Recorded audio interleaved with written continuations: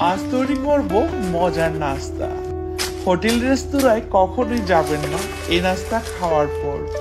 এত বেশি মুচমুচে হবে এই নাস্তাটি, না খেলে বুঝতেই পারবেন না। সকালের নাস্তায় রাখতে পারেন এটি, বিকেলেও জমে উঠবে চায়ের আড্ডায়।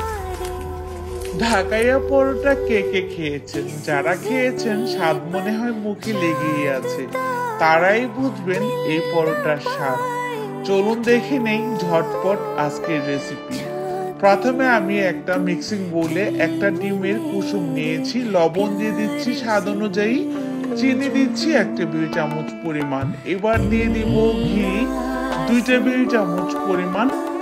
এখানে আমি 3 টেবিল চামচ পরিমাণ ঘি নিয়েছি, 1 টেবিল চামচ পরিমাণ রেখে দিচ্ছি। ঘিয়ের পরবর্তীতে চাইলে কিন্তু আপনারা রান্নার তেল দিতে পারেন। খুব ভালোভাবে 3টা উপকরণ মিশিয়ে নিচ্ছি। মিশানো হয়ে গেলে এবার দিয়ে দিচ্ছি আমি 2 কাপ পরিমাণ ময়দা। ময়দার জায়গায় আটাও দিতে পারেন, সমস্যা হবে না। এবার যে লিকুইডটা তৈরি করেছি ডিমের কুসুম দিয়ে খুব ভালোভাবে এই ময়দার সাথে ডলে ডলে মিশিয়ে দেব। মিশানো হয়ে গেলে এবার নরমাল ঠান্ডা পানি অল্প অল্প করে দিয়ে টাইট একটা ডো তৈরি করে নেব। বেশি করে পানি দিতে যাবেন না, তাহলে কিন্তু এই ডোটা আঠালো চলে আসবে। আঠালো ভাবটা আসলেই কিন্তু আপনার এত মজার ডিম পরোটাটা হবে না। আপনারা দেখি দেখি বুঝে যাবেন যেভাবে করে আমি মথে নিচ্ছি। এই যে একটা ছুরি দিয়ে কেটে তারপর এভাবে করে এলোমেলো ভাবে শেপ দিয়ে আবারও মথে নিচ্ছি। এভাবে করে 2-3 বার করবেন, লেয়ার হবে অনেকগুলো এই পরোটার মধ্যে।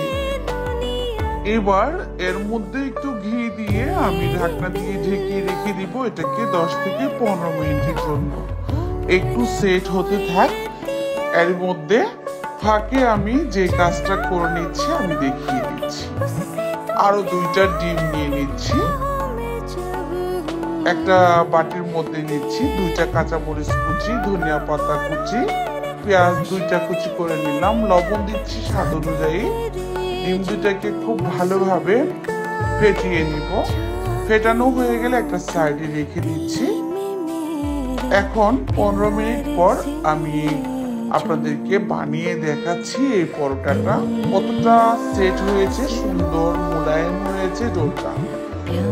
এই একটা ডো দিয়ে আমি বড় সাইজের একটা রুটি বেলে নিলাম পাতলা করে। হয়তোবা দেখি বুঝে গেলেন।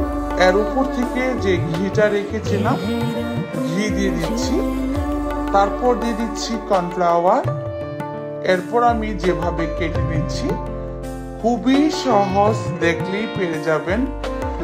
অনেকগুলো লেয়ার উঠবে।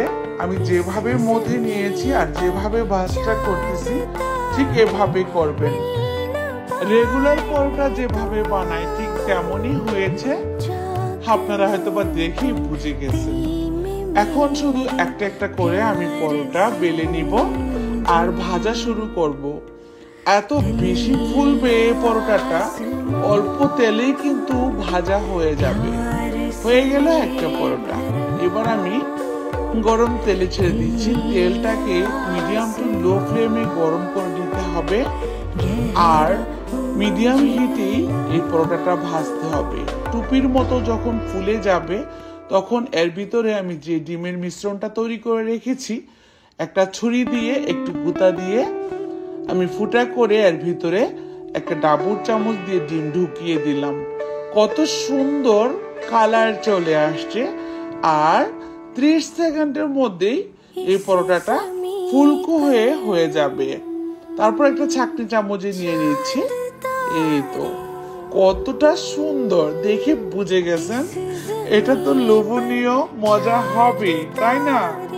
একটা একটু হালকা কালার করে ভেজেছি। যদি চান আপনারা একটু বেশি গোল্ডেন ব্রাউন কালার করে ভাজবেন, আবার চাইলে কিন্তু একটু হালকা ক্রিম কালারও রাখতে পারেন।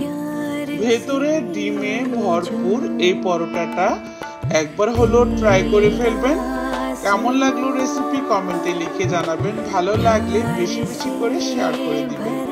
আজকের মতো বিদায়, আবারও দেখা হবে নতুন রেসিপির সাথে। সেই পর্যন্ত